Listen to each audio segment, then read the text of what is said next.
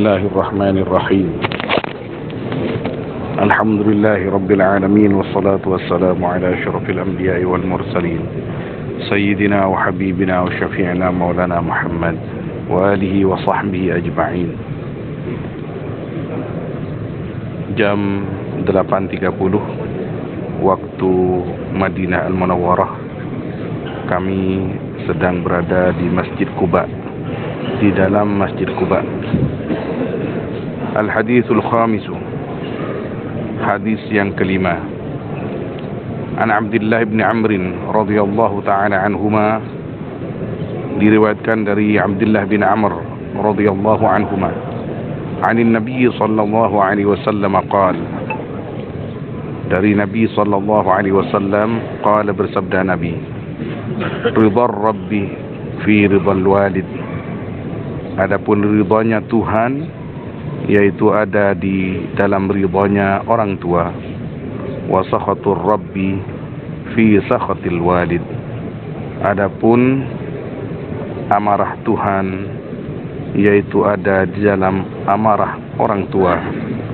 Rawahu Tirmidzi, meriwayatkan akan hadis siapa? Al-Imam At-Tirmidzi rahimahullahu ta'ala.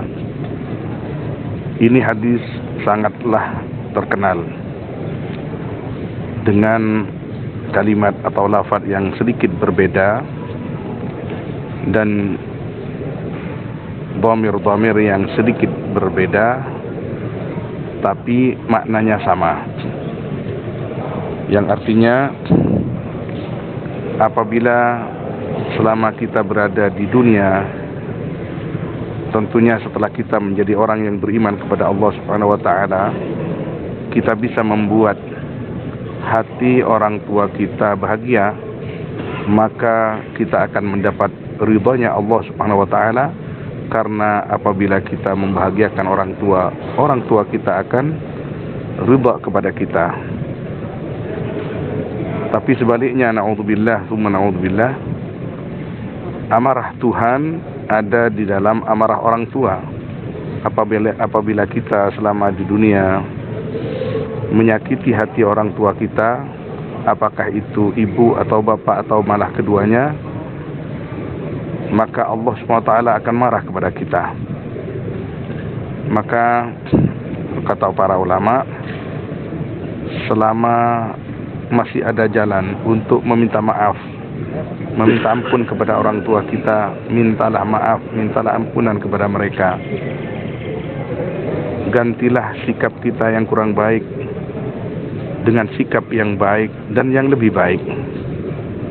Apapun yang bisa membuat hati orang tua kita senang dan bahagia, lakukanlah semampu kita. Dalam arti, kalau memang orang tua kita senang salah satu jenis makanan, belikan kalau kita mampu. Kalau tidak, maka carilah cara lain untuk bisa menyenangkan dan membahagiakan mereka. Bahkan apabila di antara mereka atau bahkan kedua orang tua kita sudah meninggal, apa yang bisa menjadi kebahagiaan mereka di alam barzakh, di alam kubur, lakukanlah oleh kita sebagai anak yang berbakti kepada mereka. War riwayatul masyhuratu, adapun riwayat-riwayat yang masyhur, kama fi Syu'ab lil Imam al-Baihaqi, seperti yang ada dalam kitab Syu'abil Iman miliknya Imam Al-Baihaqi rahimahullah, ridallah fi ridal walidain wa sukhtullah fi sukhtil walidain, atau dibaca wa sakhatullah fi sakhatil walidain. Adapun ridhonya Allah yaitu ada dalam ridha kedua orang tua, dan adapun amarah Allah yaitu ada di dalam amarah kedua orang tua. Artinya ridhonya orang tua adalah jalan untuk meraih ridho Allah. Amarah kedua orang tua adalah jalan yang menjerumuskan kepada amarah Allah.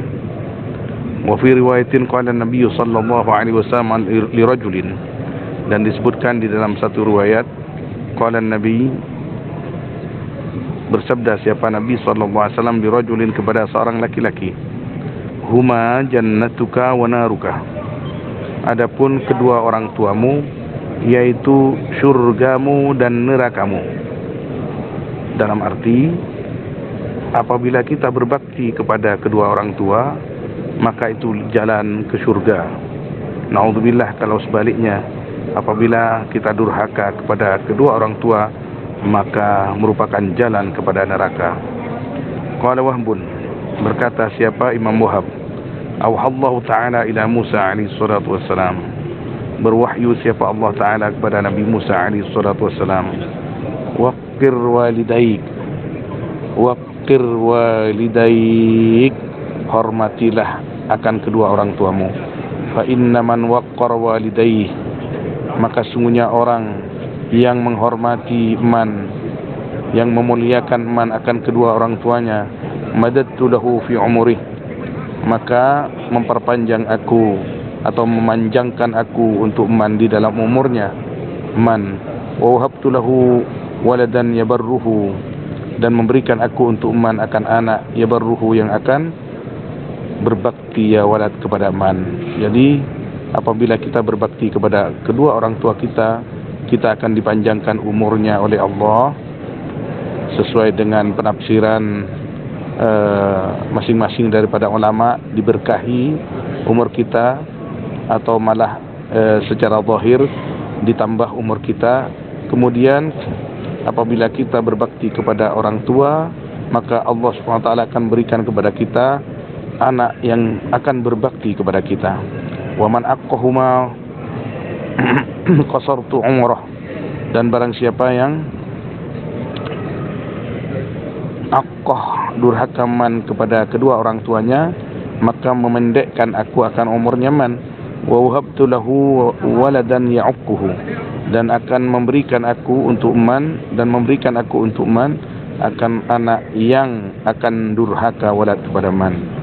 Qala Luqman libnih, berkata siapa Sayyidina Luqman Al-Hakim libnihi kepada anaknya Luqman, ya bunayya, wahai anakku, man arda walidayhi faqad arda ar-Rahman, barang siapa yang membuat ridha, membuat senang man akan kedua orang tuanya man, faqad arda ar-Rahman, maka sungguh membuat ridha ya man akan Allah ar-Rahman. Wa man asqatahuma, dan barang siapa yang membuat marah man kepada kedua orang tuanya, faqad asqata ar-Rahman, maka sungguh membuat marah man kepada Allah ar-Rahman. Dan yang paling gampang untuk dipelajari atau diambil pelajaran oleh kita, bahwa apabila kita baik kepada orang tua kita, maka Allah Subhanahu wa ta'ala akan mengaruniakan kita anak yang akan berbakti kepada kita. Tapi sebaliknya, apabila kita na'udzubillah durhaka kepada kedua orang tua kita, maka Allah akan mengirimkan kepada kita, memberikan kepada kita anak yang juga akan durhaka kepada kita. Wal'iyadzubillah, mudah-mudahan kita diselamatkan oleh Allah Subhanahu wa ta'ala. Kita bukan hanya sebagai orang tua, tapi yang harus selalu diingat, kita adalah anak-anak daripada orang tua kita. Apabila di masa hidup kedua orang tua kita, kita tidak sempat atau belum bisa membahagiakan mereka, tapi semasih kita ada nyawa,